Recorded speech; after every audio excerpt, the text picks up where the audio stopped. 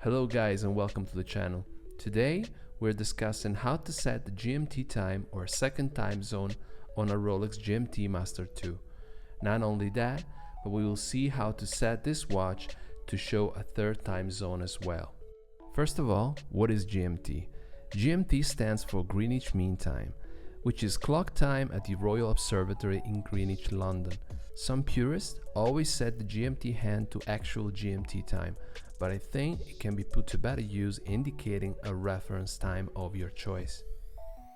Having said that, this Rolex GMT Master 2 can be operated like so. In position 0, the crown is screwed in. Unscrew the crown and you're in position 1. This is to wind the watch. Then pull once to go in position 2 for jumping the hour hand. Pull once more to go in position 3 for setting the GMT hand. And by the way, there is no quick date set on a GMT Master 2.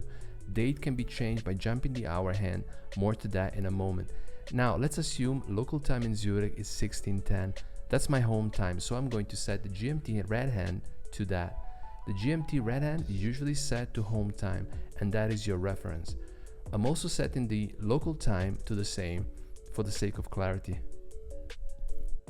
So once more, home time is indicated by the GMT red hand on the bezel, while the local time is shown through the hour and minute hands.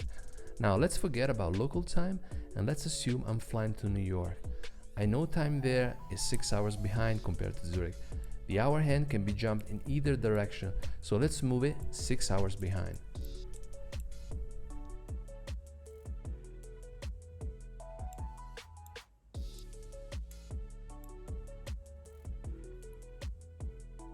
It's always nice to hear the beautiful ticking sound of the jumping hour hand. Now I have two time zones shown, my home time 16:10 and New York time 10:10. Now let's assume I'm interested in knowing the time in Dubai.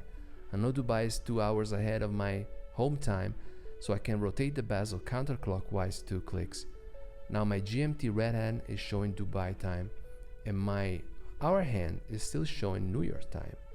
Next thing I want to do is moving back the bezel so that the triangle at the top aligns with the 12 o'clock marking so that my home time in Zurich is still shown correctly. So there you have it. This is how you can indicate 3 time zones using a Rolex GMT Master 2. I hope you guys enjoyed this video and found it somehow useful. Thanks for watching and I will see you in the next one.